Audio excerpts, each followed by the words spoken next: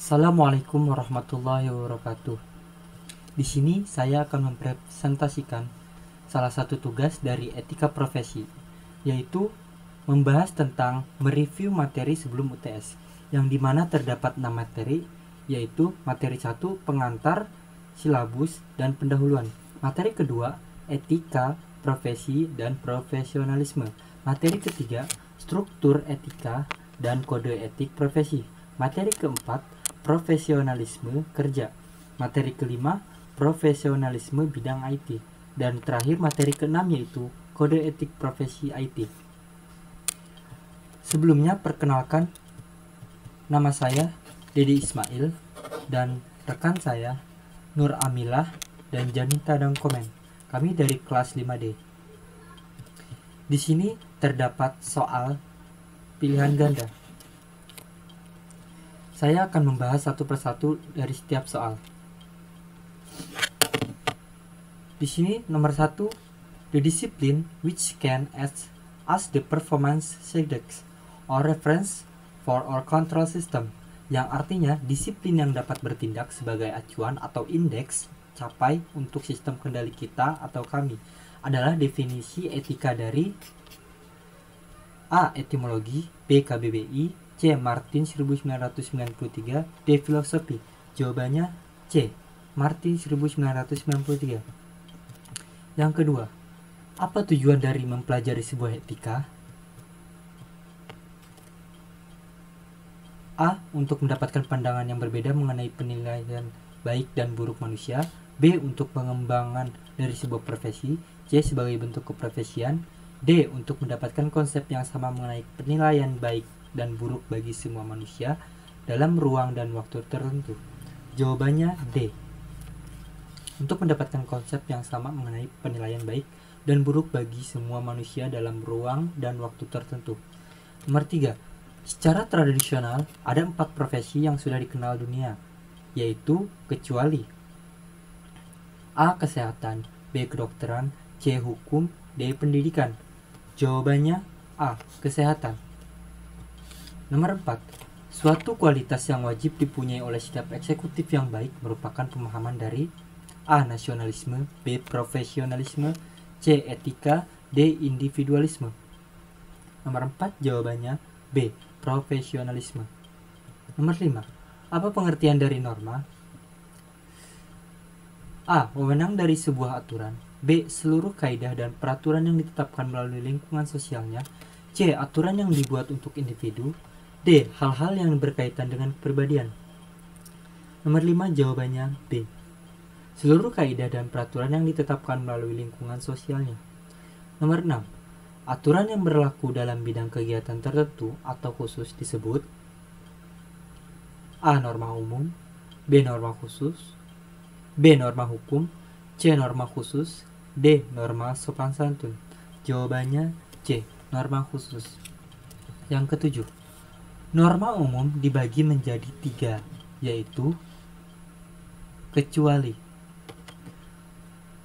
Maksud dari soal 7 ini terdapat pengecualian.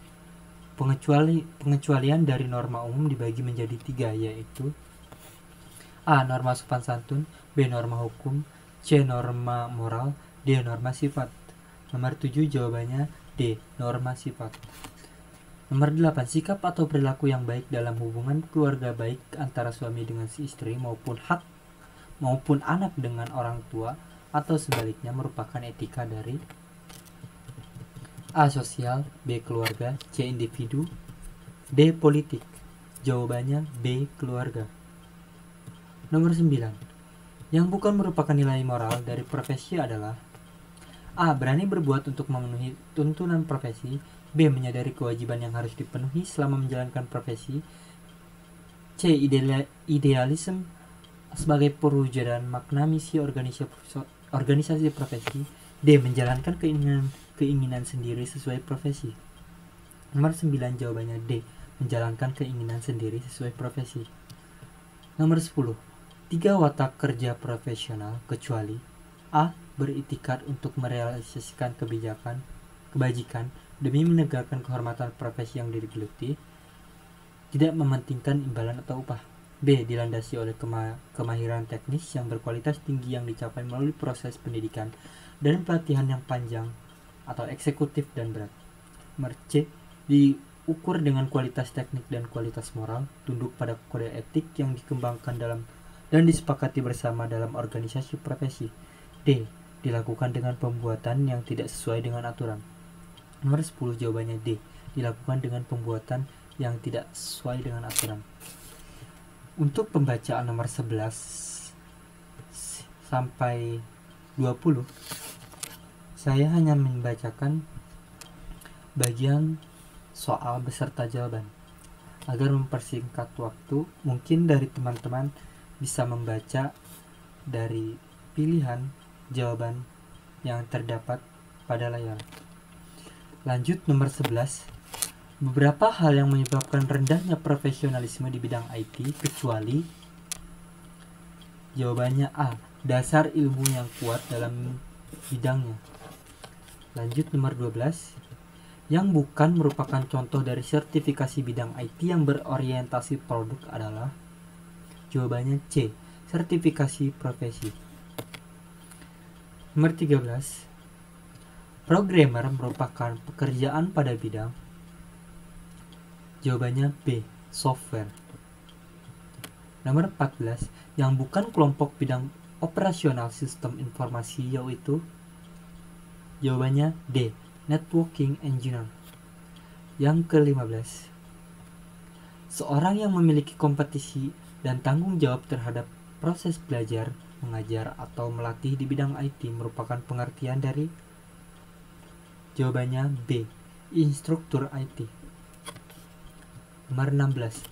Keahlian sistem developer ini mencakup 3 hal, kecuali jawabannya D.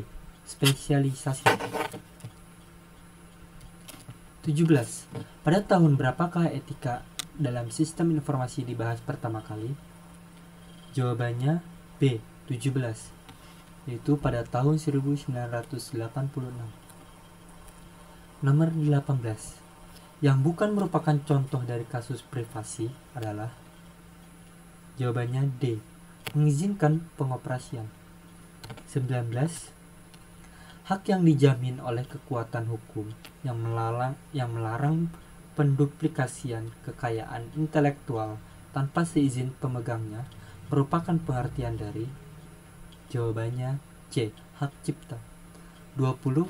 Yang bukan jenis pelanggaran kode etik bidang IT adalah jawabannya B.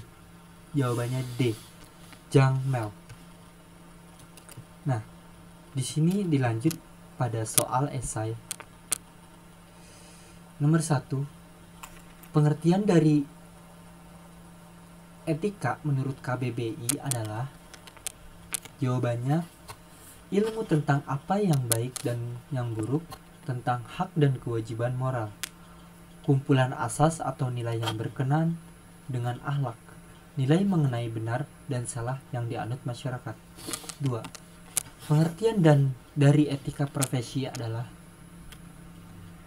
jawabannya adalah norma yang ditetapkan dan diterima oleh kelompok profesi yang mengarahkan atau memberi petunjuk kepada anggotanya bagaimana seharusnya berbuat dan sekaligus menjamin mutu moral profesi itu di mata masyarakat. Yang ketiga, sebutkan manfaat dari sertifikasi. Jawabannya 1. Ikut berperan menciptakan lingkungan kerja yang lebih profesional. 2.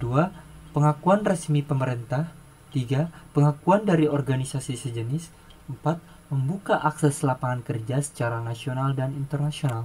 Dan yang terakhir, memperoleh peningkatan karir dan pendapatan. Yang keempat, sebutkan jenis pelanggaran kode etik bidang IT.